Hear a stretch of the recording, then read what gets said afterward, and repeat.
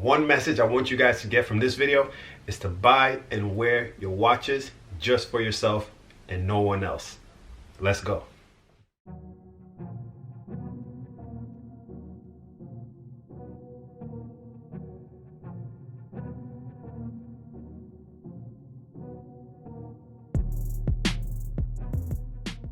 Hey guys, welcome back to Mentorship CEO. If you're new or you're returning and haven't subscribed yet, guys, hit that subscribe button. My name is Clyde Lambert and I love talking about watches. And today's topic, as you guys saw from the intro, is wearing and buying watches for just yourself and not for anyone else. And guys, I'm gonna help you guys understand my perspective and my views, my ideas. You guys may agree or disagree. And guys, I would love you guys to comment down below if you agree, disagree, what your opinion is, what your ideas are. You could also give the video a thumbs up and also guys, subscribe right there on the bottom right of the screen. So guys, let's go. My initial love for watches started as a teen. My first love and the passion for watches were Seiko's, Timex, Swatch watches, not Rolex. So I wasn't seeing these shiny, expensive watches and saying, I want that. No, I loved watches from the basic ground level. That's where I started. And eventually I started seeing grown men wearing Rolex watches. Rolex was the first, I'll say, high-end watch that caught my attention. And then Tag Heuer and, you know, watches of that nature. Nothing to where, let's say, Patek, or I didn't know of Patek until later. So I would see grown men wearing these Rolex watches, Datejust, Presidents, those two primarily, not really Submariners or anything like that. And I would say, that's different. That's different from my Seiko. That's different from the Timex and the Swatch and the Casios that I loved. And I want to let you guys know how deep my love for watches is. First of all, because I have a channel that I just talk about watches and literally just talk about watches and not really have Pateks and Richard Milles and anything of that nature where I could afford those. It's just I love talking about watches. I love the design of watches. I look at watches as a piece of art based on the case design, based on the bracelet. Also the engineering that goes into the watch, guys. A watch movement is so complex and intricate. One day I would want to take a watch apart and see if I could put it back together. Trust me, it's not easy. It takes a lot of learning and, you know, knowledge into, you know, designing a movement. And guys, the money that you pay for a watch is worth it. So that's how deep the love for watches go for me. Sure, I will confess. I need to confess one thing, guys. I had a short period where I wore my watches, especially when I had my Rolex Submariner. I wore that watch as a flex. Guys, it's in human nature for us to flex. You know, my thought process was like this, right? As you guys can see clearly on the screen, I'm a black man, right? And I'm in America. So being in America as a black man, you almost to a point want to be accepted. It's like a country club, right? And the two comparisons here is Rolex and getting into the country club, right? We look at the country club as a place for successful people who go there, they play golf, they have their dinners and their lunches and play tennis and be fancy, right? And we bust our butts, work hard or whatever to get accepted into the club. Because guys, most country clubs is an application process. You need to qualify to get into the club.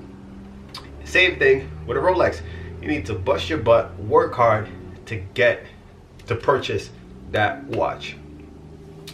The reason why I'm bringing up these two things is the country club, based off history, is a place where certain people aren't just accepted based on, you know, your financial status, based on where you look, where you came from, stuff like that. They will cut you off. They don't want you there.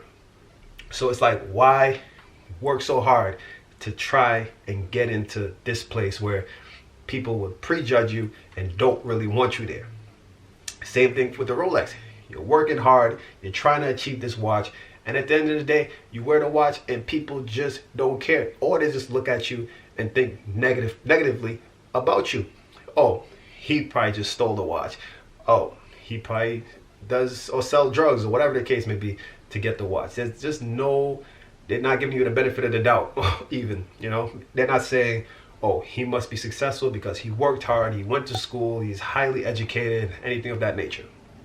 So me thinking of these things in this way made me quickly realize, like, man, me wearing this Rolex, I'm walking around thinking I'm letting people know, oh, I'm successful because I'm educated, I worked hard, or whatever the case is to get this watch, when really sometimes people will just hate you or envy you because you have the watch on. Being myself, I'm already hated without even wearing a watch. So why add something to my body that's gonna add more hate, you know? So quickly seeing this and analyzing this, I quickly realized, like, hey, sure, I could flex with the watch, but that's not my thing. Let me stick to the love and the passion that I have for the watch itself, the design, the history, the brand, the company, the engineering that goes into the watch. And having all these ideologies in the process over time made me quickly realize, like, hey, I need to wear my watches for myself. Wear them or purchase these watches for achievements, as milestones, purchase them as cash holders or investments to just hold my money, and maybe for even networking. Today, guys, I prefer wearing my Omega watch. Excuse me. My Omega watch is on the bottom price-wise of all the watches that I have. I've owned a Rolex Submariner 16610, and out of the two, I prefer the Omega watch. So this is another idea where you guys need to see that you really need to buy and wear what you love, because what may fit you is not really fitting someone else, especially someone else who's really hyping up and going after, I guess, the trending watches, so to speak, which it would be like the Rolex Submariner. Sure, an Omega Constellation is a beautiful watch. A lot of people want those, but it's not as hyped and as sought after as a Rolex Submariner. But for me, my love is for the watch and not for the love of others loving the watch. Right now, you guys would really see me wearing my Omega Constellation way more than I would be wearing this Rolex Datejust. The reason why I have this on right now is for the video. When I go out, typically nowadays, I really don't wear the watch as much as I used to. I don't wear watches as much as I used to. I just like going out, being free, and people judge me off of whatever else and not just my watch. Guys, I hope so far all the points I've made, you guys completely understand. Comment down below what your ideas and your opinions are on what I've said. Also, guys, you can give the video a thumbs up. Also, thumbs down, you know, if you don't agree with something. But if you give it a thumbs down, you need to comment and let me know why, so we could go back and forth and discuss it. Also, guys, give the video a subscribe. Subscribe to the channel, actually. Subscribe to the channel. Follow me on Instagram, mentorship.ceo. And yeah, stay tuned for the next video.